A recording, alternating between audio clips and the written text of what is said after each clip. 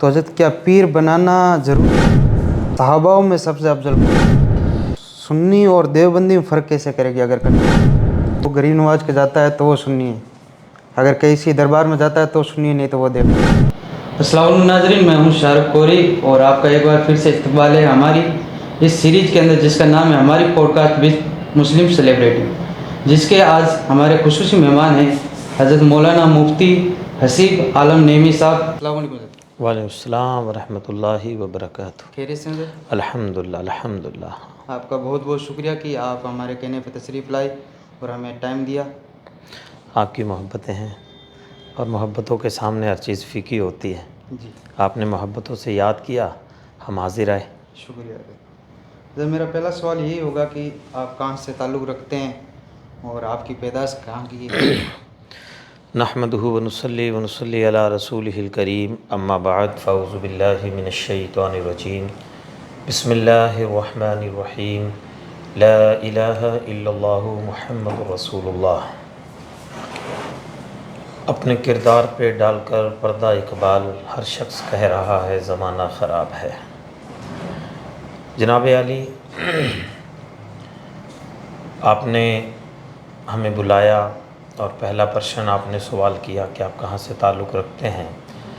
میں ملک ہندوستان کے صوبہ راجستھان سے تعلق رکھتا ہوں، جی اور راجستھان کے تعلق سے کچھ بتانے کی حاجت نہیں ہے کسی کو، کیونکہ اس کو نسبت سرکار غریب نواز سے ہے۔ بے شک، میں اسی راجستھان سے نسبت رکھتا ہوں جس کو نسبت سرکار غریب نواز سے ہے۔ بے شک، اس راجستھان کے ضلع ہنومان گڑھ اور ڈسٹرکٹ ہنومان گڑھ کی بستی جو گاؤں ہے وہ گڑیا ہے، اور گڑیا سے میرا تعلق ہے۔ جی یہی میری جائے پیدائش بھی ہے، یہیں پہ میں نے جو ہے جنم لیا، یہیں جوان ہوا، جی۔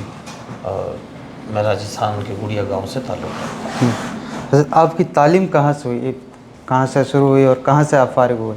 جو ابتدائی تعلیم ہے میری، وہ ہمارے گڑیا میں مدرسہ اشرفیہ مختار العلوم سے میری تعلیم ہوئی، ابتدائی تعلیم۔ جی جو اعدادیہ اور ثانیہ، تھوڑی بہت ثانیہ بھی میں نے یہیں پر اپنی بستی میں ہی ہمارے استاد گرامی حافظ شفاعت علی علیہ رحمہ ان سے میں نے حاصل کی۔ اس کے بعد میں اتر پردیش کے منڈل مراد آباد میں دارالعلوم جامعہ نعیمیہ سے میری مکمل تعلیم ہوئی ہے۔ جی 1999 میں نے مراد آباد کی سرزمین جو شہر مراد آباد میں 84 گھنٹہ دیوان بازار میں دارالعلوم جامعہ نعیمیہ ہے، اس میں ایڈمیشن لیا تھا، اور 2007 میں جو ہے میری فضیلت وغیرہ سے دستار ہوئی، جی اور اس کے بعد 2009 میں افتاء سے میں فارغ ہوا۔ اس کے بعد 2011 تک میں وہیں خدمت انجام دیتا رہا، ہمارے استاد گرامی تھے ان کے پاس رہا، وہاں دارالعلوم جامعہ نعیمیہ کی مصروفیات میں لگا رہتا تھا، جی۔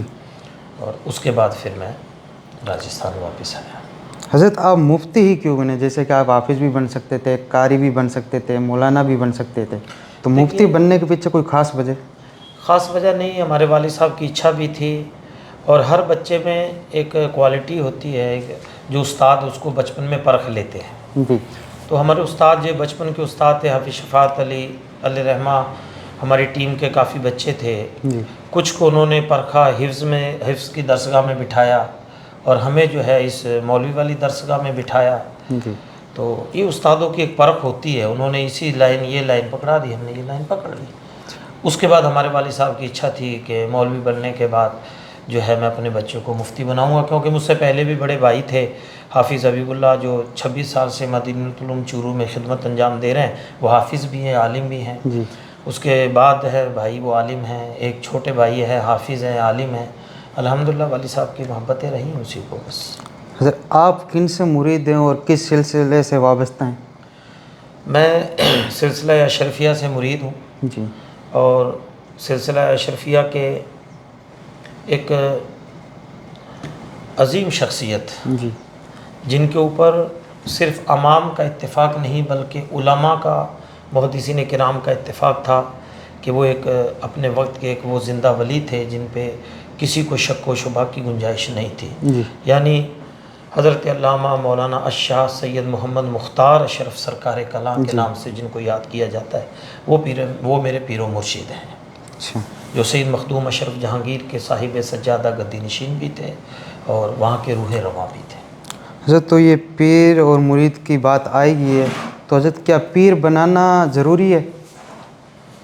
دیکھیے، اللہ تبارک و تعالیٰ نے قرآن پاک میں فرمایا یا ایھا الذین آمنوا اتقوا اللہ وابتغوا الیہ الوسیلہ، وابتغوا الیہ الوسیلہ، یعنی تم وسیلہ تلاش کرو۔ جی، اللہ نے قرآن میں فرمایا تم وسیلہ تلاش کرو، رب تک پہنچنے کے لیے تم کوئی ذریعہ تلاش کرو۔ جی، تو محدثین کرام نے اور مفسرین کرام نے اس آیت کے تحت جو ہے یہ پیری مریدی جو ہے، یہ سلسلہ جو ہے، اس کی اجازت دی کہ اپنا ایک مرشد تلاش کرو، اپنا ایک رہنما تلاش کرو۔ ہر آدمی کو کہیں نہ کہیں کوئی سہارا چاہیے۔ آپ کو اس بس اڈے سے اس بس اڈے جانا ہے تو آپ کسی نہ کسی وہیل کا سہارا لیں گے، موٹر سائیکل ہے، گاڑی ہے، یا جو بھی اس وقت سادھن اپلبدھ ہے، آپ اس سہارے سے آپ دوسری منزل پہ پہنچیں گے۔ اسی طریقے سے یہ دنیاوی منزلوں میں ہم ایک نہ ایک چیز کا سہارا تلاش کرتے ہیں، تو بارگاہ رب میں کچھ پانے کے لیے تو اس کے مخصوص بندوں کا سہارا اگر ہم لیتے ہیں تو یہ بہت اچھی چیز ہے۔ یہ کوئی فرض اور واجب نہیں ہے، جی، لیکن فرض واجب نہ ہوتے ہوئے بھی یہ بیعت جو ہے یہ ایک ایسا سلسلہ ہے کہ اس کا مقام بھی بہت کوئی کم نہیں ہے۔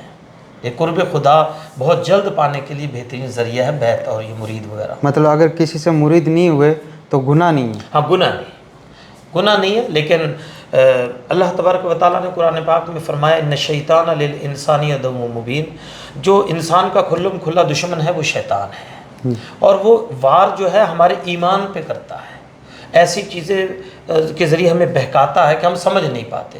تو اولیاء کرام جو ہیں، جیسے کہ حدیث کریمہ میں آتا ہے کہ شیطان جو تھا حضرت عمر کو دیکھ کر الٹے پاؤں بھاگتا تھا، کہا کہ عمر آ رہا ہے بھاگ جاؤ، ڈرتا تھا۔ تو پتہ کیا چلا کہ اللہ والوں سے شیطان بھی گھبراتا ہے۔ جب ہم بھی ان سے وابستہ رہتے ہیں تو شیطان کی ہمت نہیں ہوتی کہ وہ ہم لوگوں پہ وار کرے اور وہ ہم لوگوں پہ داؤ چل کے ہمارے ایمان کا کوئی ہمیں نقصان پہنچائے۔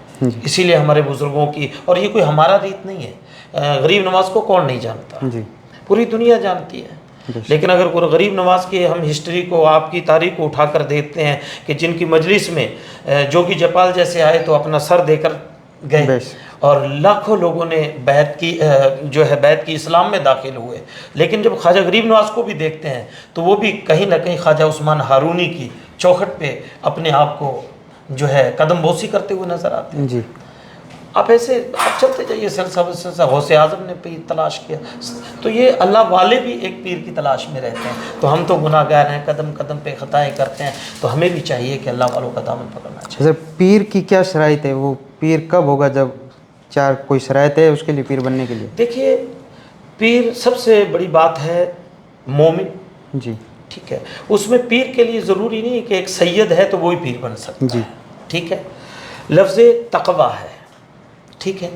اب تقوی کے بعد اس میں دیکھا جائے گا اگر علم ہو تو اور اچھا ہے، علم بھی ہے اور تقویٰ بھی ہے، تو اس کے بعد ایک دو شخصیتیں اکٹھی ہو گئی کہ وہ بہترین عالم بھی ہے، مفتی بھی ہے اور تقویٰ بھی ہے، اور ایک صاحب ہیں وہ مفتی بھی ہیں، تقویٰ بھی ہے، اور اس کے ساتھ ساتھ وہ سید بھی ہے۔ تو اب جو ہے فضیلت سید کو دی جائے گی کہ آپ سید سے بیعت ہو، کیونکہ وہاں تقویٰ بھی ہے، سیادت بھی ہے اور علم بھی ہے۔ اور اگر ایک طرف سید ہے اور وہ باشرہ نہیں ہے، جو شرائط ہیں کہ اس کا اتنا ضرور جانکر ہو کہ اسلام کے قوانین جو ہے اس سے واقف ہو اور حدود اسلام کو جانتا ہو، تو اور باشرہ ہو، نمازی ہو، متقی ہو، کوئی خلاف شرع اس سے کام نہ ہوتا ہو، ٹھیک ہے، تو آپ ان سے بیعت ہوئیے۔ خلاف شرع اگر کسی سے کوئی کام ہوتا ہے اور وہ جان بوجھ کے کرتا ہے تو کہیں نہ کہیں پھر سوچنے کا مقام ہے کہ، کیونکہ بیعت کرنا، مرید کرنا یا پیر بننا یہ کوئی معمولی بات نہیں ہے۔ بے شک۔ حضرت آپ کے پاس حضور قائد ملت حضرت مولانا شہید محمود اشرف صاحب کی خلافت بھی ہے، تو آپ کو وہ خلافت کب ملی اور کیسے ملی؟ وہ بس مخدوم پاک کا فیض ہے، اور ان سادات کی، ان بزرگوں کی نظر عنایت ہے کہ انہوں نے 2022 میں عرس مخدومی کے موقع پہ جو ہے مجھے اپنے خلافت سے نوازا تھا. کوئی چھپے ہوئے کوئی بند کمرے میں نہیں، بلکہ یہ میرے لیے فخر ہے.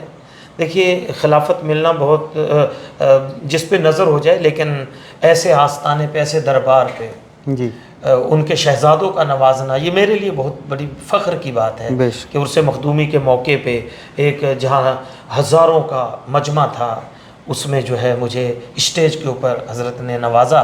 یہ ان کی نوازش تھی حضور سید محمود اشرف قائد ملت کی، جو کہ نظر دیدہ تھے حضور پیر و مرشد سید مختار اشرف سرکار کلاں کے. جی. اور مجھے تو کچھ لمحہ پہلے کچھ عرس کے موقع پر اس شام میں پتہ چلا، اپنے ڈاکٹر محمد احمد نعیمی صاحب پروفیسر ہمدرد یونیورسٹی، انہوں نے مجھے مغرب کے بعد بتایا کہ حسی بھائی آپ کو مبارک ہو. میں نے کہا کیا بات ہے صاحب، کہ آج حضرت کی نظر محبت ہو گئی ہے حضور قائد ملت کی، آج اپنی دعاؤں سے اور خاص دعاؤں سے خلافت کی شکل میں آپ کو نوازیں گے. ماشاء.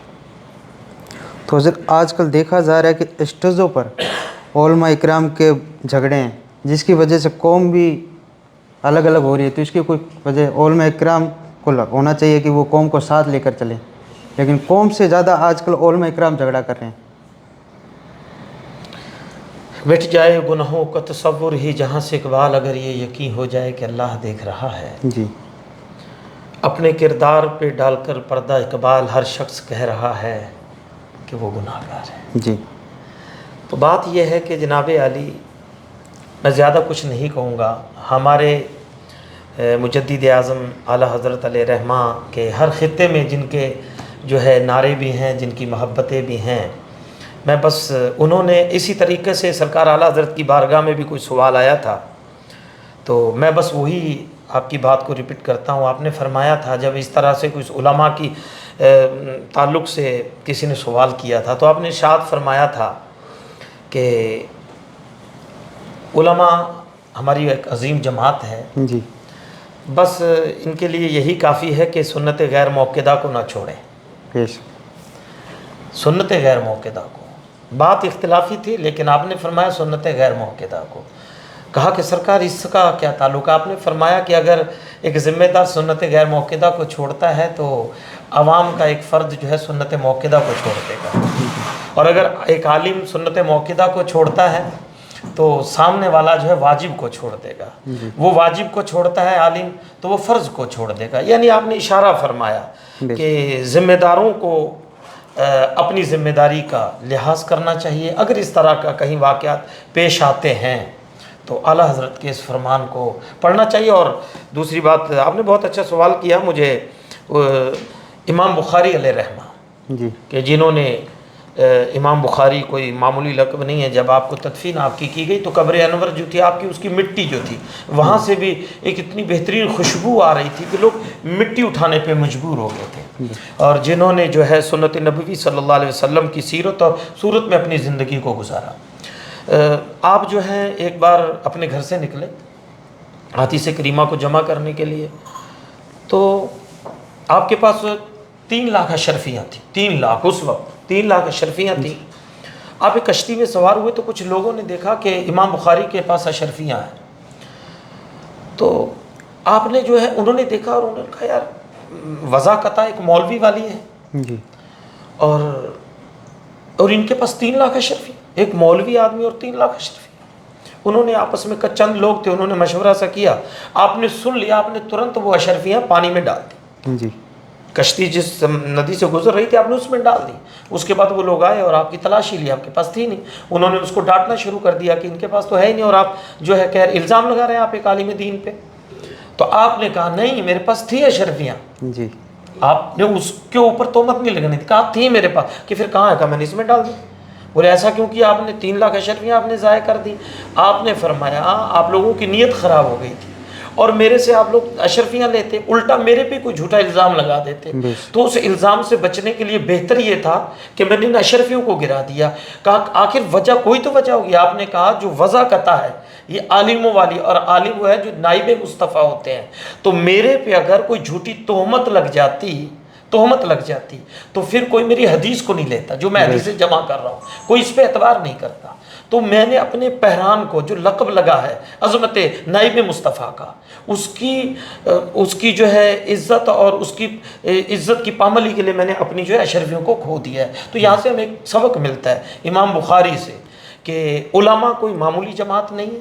اگر ہم جھگڑا نہیں کرتے ہیں، پھر بھی اگر لوگوں کے ذہن میں اس طرح کے سوالات پیدا ہو رہے ہیں تو ہم لوگوں کو غور کرنا ہوگا کہیں ہم کوئی غلطی تو نہیں کر رہے ہیں۔ جی تو کیونکہ ہم نائب مصطفیٰ ہیں، لوگ ہم سے سیکھتے ہیں، تو ہم کوئی بھی ایسا کام نہ کریں جو کہ ہمارے آقا کے امتی اور ہم لوگوں کے پیچھے لبیک کہنے والوں کو کوئی افسردہ ہونا پڑے۔ جی حضرت، ایک مسئلہ ہے جو ابھی بہت زیادہ ٹرینڈ کر رہا ہے، لیکن پہلے سے بھی کر رہا تھا، لیکن ابھی سوشل میڈیا بہت زیادہ، صحاباؤں میں سب سے افضل کون ہے؟ دیکھیے یہ تو بڑی افسوس کی بات ہے، لوگ آج اس دور میں جہاں نماز کی بات ہونی چاہیے تھی، جی جہاں عبادت کی بات ہونی چاہیے تھی، جہاں قرآن کی علم کی شکشا کی بات ہونی چاہیے تھی، وہاں ایک ایسا میٹر لے کے لوگ چل رہے ہیں کہ ہماری سمجھ سے باہر ہے۔ دیکھیے ساری باتیں یہی ختم ہو جاتی ہیں کہ جن کو سرکار نے جی اپنے روضہ انور میں جگہ دی ہو، اپنے قرب میں، بیش ایسی شخصیت ہمارے سامنے ہو، پھر ہم کہیں کہ افضل کون ہے؟ بیش ٹھیک ہے، تو دیکھیے بغیر تفصیل میں جانے کے بجائے میں بتا دینا چاہتا ہوں کہ حضرت اماں عائشہ فرماتی ہیں ام المومنین، جی بخاری شریف کی حدیث ہے کہ آپ صلی اللہ علیہ وسلم کو بخار بہت تھا، بہت بخار تھا، میرے آقا نے فرمایا جاؤ ابو بکر سے کہہ دو وہ نماز پڑھا دیں۔ بیش تو حضرت عائشہ فرماتی ہیں سرکار آپ کے ہوتے ہوئے جب اس حال میں ابو بکر آپ کو دیکھیں گے مصلی پہ کھڑے ہوں گے تو ان سے برداشت نہیں ہوگا، تو سرکار نے فرمایا ابو بکر کے ہوتے ہوئے میں کسی اور کو کھڑا نہیں کر سکتا۔ بیش تو اس سے پتہ چلا کہ سارے صحابہ افضل ہیں، بیش صحابہ سارے افضل ہیں، لیکن اگر ترتیب دیکھی جائے تو ابی بکر کا مقام ایک الگ ہے۔ میرے آقا نے فرمایا کہ میں نے ہر ایک صحابی کا جو ہے ان کا بدلہ، ان کی محبت کا صلہ دے دیا ہے سوائے ابو بکر کے۔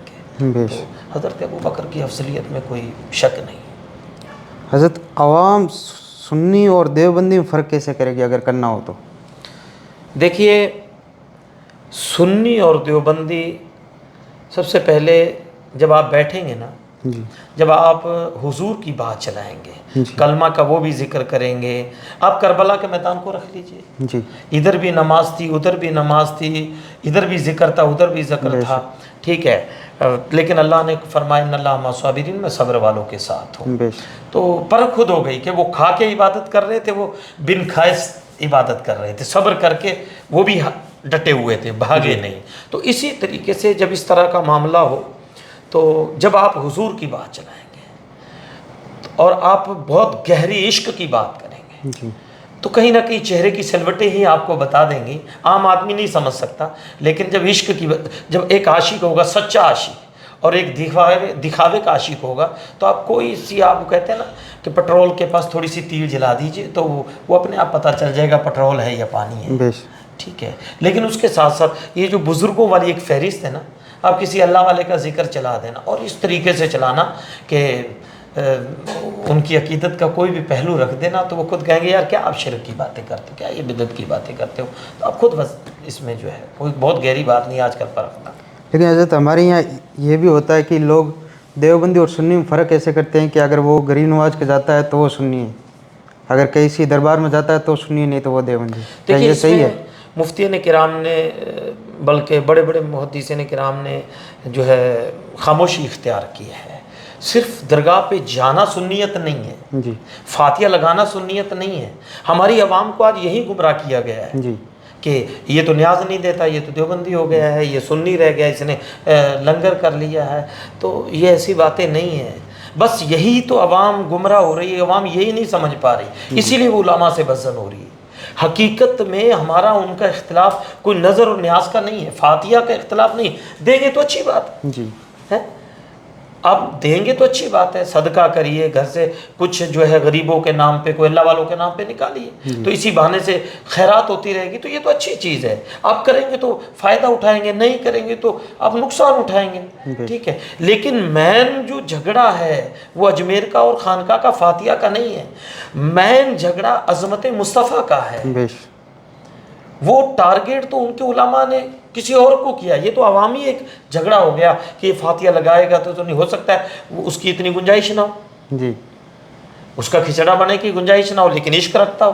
بے شک. تو باتیں بڑی گہری ہیں کہ وہ حضور کی ذات کی باتیں ہیں جو یہ اختلاف ہے ہمارا, حضور کی ذات کی باتوں پہ اختلاف ہے. اس کے بعد وہ جو نبی کا گستاخ ہے تو وہ تو سارے ولیوں کا گستاخ ہے. ہاں جو عوام ان کے علماء کو, جو ان کے علماء کے عقیدے کھلم کھلا ہیں, جنہوں نے حضور کی شان میں گستاخیاں کی, کوئی کمی نہیں چھوڑی ہے, پھر وہ ان کی تائید کرتے ہیں, وہ چاہے جاہل ہے, پھر وہ کہے ہاں ان کو بتا دیا جائے کہ آپ کا مولوی حضور کے بارے میں, اولیاء کرام کے بارے میں یہ عقیدہ رکھتا ہے, ان کو مردود جانتا ہے, وہ کہتے ہیں کسی لائق نہیں, وہ ڈاکیت ڈاک دے کر چلے گئے, اس طرح کے عقیدے رکھتا ہے. بتانے کے بعد وہ کہے ہمارا ہی مولوی سچ ہے, پھر آپ اس سے بھی تعلق نہیں رکھ سکتے. جی حضرت, اس پوڈ کاسٹ آخری سوال لیتے ہوئے میں آپ سے پوچھنا چاہتا ہوں کہ آج کے دور میں مسلمان اپنے ایمان کی حفاظت کیسے کریں؟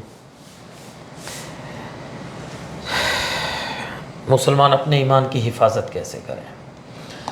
دیکھیے علامہ روم علیہ رحمٰ نے فرمایا تھا کہ مسلمان کو اپنے ایمان کی حفاظت کے لیے 4 چیزیں ہمارے اندر اللہ نے رکھی ہیں کہ اگر ہم 4 چیزوں کو اپنا لیں تو ہمارے ایمان کی حفاظت جو ہے اللہ کا خاص فضل ہو جاتا ہے اور ہم ڈگمگا نہیں سکتے. سب سے پہلے قرآن, یہ مقدس قرآن بڑی عظیم چیز ہے. اگر ہم اس کی تلاوت کریں, اگر ترجمہ سمجھ میں نہیں آتا نا, اگر ہم روزانہ بھی اس کی تلاوت کرتے رہیں گے نا تو ہماری ایمان کو ایک حلاوت ملتی رہے گی. کہتے ہیں نا عقیدت سے کسی بزرگ کی فاتحہ کا حلوہ کھاؤ یا بغیر عقیدت کے کھاؤ لیکن مزہ تو آتا ہی ہے نا. تو قرآن کی تلاوت آپ جو ہے معنی سمجھ کے کریں تو اور مزہ ہے, اور اگر ویسے پڑھیں تو بھی. تو ایک سب سے پہلے قرآن, جی, اور اس کے بعد عشق مصطفیٰ, حضور کی محبت. جی, اگر آپ کے اندر عشق مصطفیٰ ہے اور اس عشق مصطفیٰ کے آپ جام پیتے رہتے ہیں, چاہے وہ عالموں کی صحبت کے ذریعے ہو, چاہے کسی اولیاء اللہ کے دربار میں حاضری دینے کے ذریعے سے ہو, کسی بھی انداز میں عشق مصطفیٰ کا چراغ جلتا رہنا چاہیے. اور تیسرا جو ہے وہ ہے حج. تیسرا حج ہے. اللہ نے اگر استطاعت دی ہے تو ہمیں حج کرتے رہنا چاہیے, حج کرنا چاہیے. اور حج یہ ایک ہمارا اجتماعی وہ ایک جو ہے پروگرام ہے کہ جس میں جانے کے بعد انسان کے اندر ایک نئی امنگ پیدا ہوتی ہے, جس کی وجہ سے جو دھندلا پن ہے وہ دھل جاتا ہے اور انسان بہت مضبوط ہو جاتا ہے. تو مال دیا ہے تو کوشش کرنی چاہیے, اس فرض کو بھی ادا کرنا چاہیے. اور چوتھی چیز ہے جہاد. جہاد کو یاد رکھنا چاہیے. اب جہاد کو لے کر بھی بڑی وہ ہے کہ ان میں لفظ جہاد کا ذکر آتا ہے. دیکھیے ہمارے سب سے مین بات ہوتی ہے کسی مین پوائنٹ کو لینا. سرکار ایک جہاد سے فارغ ہو کے آئے تو صحابہ سے کہا ہم جہاد اصغر سے آئے, ہمیں جہاد اکبر کرنا ہے. کہا سرکار جہاد اکبر کیا ہے؟ تو فرمایا اپنے نفس سے لڑنا, جسے میں پیدا ہوتی ہے, میں یہ میں ہی تو لے کے بیٹھ گئی سب کو. ٹھیک ہے, تو کیا کہا کہ جس کے اندر جہاد کا یعنی اپنے نفس کو مارنے کا اس کے اندر ایک شوق پیدا ہو جائے گا, مجھے اس نفس کو مارنا ہے, اس کو قتل کرنا ہے. اگر آج غوث پاک کی اگر بات کی جائے, غوث پاک کی جو نسبت والا مہینہ ہے, غوث پاک نے مکمل 25 سال لفظ جہاد پہ تقریر فرمائی آپ نے. لفظ جہاد, تو جہاد سے مراد یہ نہیں کہ جنگ کریے, جہاد سے مراد ہے اپنے اندر جو شیطان پیدا ہو گیا ہے, اپنے اندر جو نفس موٹا ہو چکا ہے, ایک فربہ, اس کو قتل کرنا. تو اگر ہم ان چیزوں کو اپنا لیں گے الحمدللہ اور ہمارے ایمان کی حفاظت ہوگی. اور اس کے لیے اور اہم بات ضروری یہ ہے کہ ہمیں علم کی طرف آنا پڑے گا. جب تک ہم اپنی قوم میں اپنے بچوں میں شکشا نہیں لے کر آئیں گے جاگرتی پیدا نہیں ہو سکتی. پھر یہ واقعات, یہ بنائی ہوئی چیزیں وقتی طور پہ ہمارے بچوں کے ذہن میں رہیں گی. بات لمبی ہو جائے گی. بہت سے ملکوں میں ہمارے قرآن کو جلایا گیا, بہت سی چیزوں کو جلا دیا گیا, وہاں بچوں نے کبھی لفظ اللہ اکبر نہیں سنا تھا, لیکن آج بھی وہاں جو ہے دین پھلتا پھولتا نظر آ رہا ہے. تو پتہ چلا دین کی فطرت میں لچک ہے, اس کو جتنا جباؤ گے اتنا ابھرتا جائے گا. ٹھیک ہے, لیکن آپ کو کہیں نہ کہیں اپنے قرآن سے لگاؤ رکھنا پڑے گا, نمازوں سے لگاؤ رکھنا پڑے گا. اور آخری بات میں کہہ کے جو ہے آپ کے سوال کی آخری سوال کو میں مکمل کروں کہ آپ پیڑ لگاتے ہیں گھر میں, آپ کا مقصد ہے आपने अमरूद का या आम का पेड़ लगाया, आपका मकसद है कि ये फल देगा अच्छे और जो है हम खाएंगे, आप सुबह शाम पानी लगाते हैं, ठीक है। अगर पानी नहीं, और फिर एक मकसद है कि धूप होगी तो यार इसके नीचे बैठ जाएंगे, ठंड होगी या बारिश होगी तो चलो जल्दी मकान में नहीं पहुंच, तो किसी न किसी कोई आपकी सोच है कोई ना कोई। तो आखिर एक पेड़, उसको आपको पानी डालना पड़ता है, तो ईमान भी आपका एक पेड़ है जी। इसकी हरियाली के लिए आपको पानी डालना पड़ेगा। उस पेड़ को सैराब करने के लिए आप जो पानी पी रहे हैं नहरों का, इसको उसमें खाद भी डालनी पड़ेगी आपको, बेशक। उसके अंदर जो पेस्टिसाइड वगैरह जो दवाएं वो भी डालनी पड़ेगी, यूरिया खाद जो भी इस्तेमाल करना। इसी तरीके से इस ईमान को मजबूती के लिए आपको नमाजों का पानी डालना पड़ेगा। बेशक। जब तक आप नमाजों का पानी नहीं डालोगे ईमान में ताजगी नहीं आएगी। आपको कुरान की तिलावत के जरिए इसमें खाद डालनी पड़ेगी, आपको हज के जरिए से इसको जो है ताकत वाली दवाएं देनी पड़ेगी। तो जैसे कोई भी चीज़ ले लीजिए दुनिया में, आपको उसकी ताजगी के लिए आपको दुनियावी काम करने पड़ते हैं। ईमान की ताजगी के लिए हमारे पास नमाज है, कुरान है, और फिर और इसकी हिफाजत के लिए चार दीवारी के लिए, आज आपने एक बाड़ा लगाया, आप तार की चार दीवारी करते हैं जी। तो मैं कहूँगा जो आपका पहला सवाल था पैदाइश जायज़ के बाद दूसरा तीसरा आपका सवाल था, उसको और आखिरी सवाल को हम जो आपस में रब्त देते हैं कि इसकी हिफाजत के लिए हम चार दीवारी लगा के पैसा खर्च करते हैं। तो मैं कहता हूँ ये सारी इबादतों के साथ साथ आपको औलिया किराम से, बुजुर्गान दीन से वाबस्ता होगा। बुजुर्गान दीन से वाबस्ता होना ये आपकी ईमान की हिफाजत की चार दीवारी है जहाँ से शैतान घुस ना सके। बेशक। हज़रत आपका बहुत बहुत शुक्रिया कि आप तशरीफ़ लाए हमारे पॉडकास्ट के अंदर। अस्सलाम वालेकुम रहमतुल्लाहि व बरकातहू। वअलैकुम वरहमतुल्लाहि। आपकी मोहब्बतें अल्लाह कबूल फरमाए और अल्लाह ताला हम सबको इस पे अमल करने की तौफीक अता फरमाए। नाज़रीन, एक बार फिर हम अलविदा लेते हैं और अगली बार फिर हमारे प्रोग्राम, हमारी पॉडकास्ट विद मुस्लिम सेलिब्रिटी के साथ मिलते हैं। आपके साथ हमारे साथ बने रहिए और हमारे फेसबुक पेज को फॉलो करें, लाइक करें और यूट्यूब चैनल को भी सब्सक्राइब करें। अस्सलाम वालेकुम रहमतुल्लाहि व बरकातहू।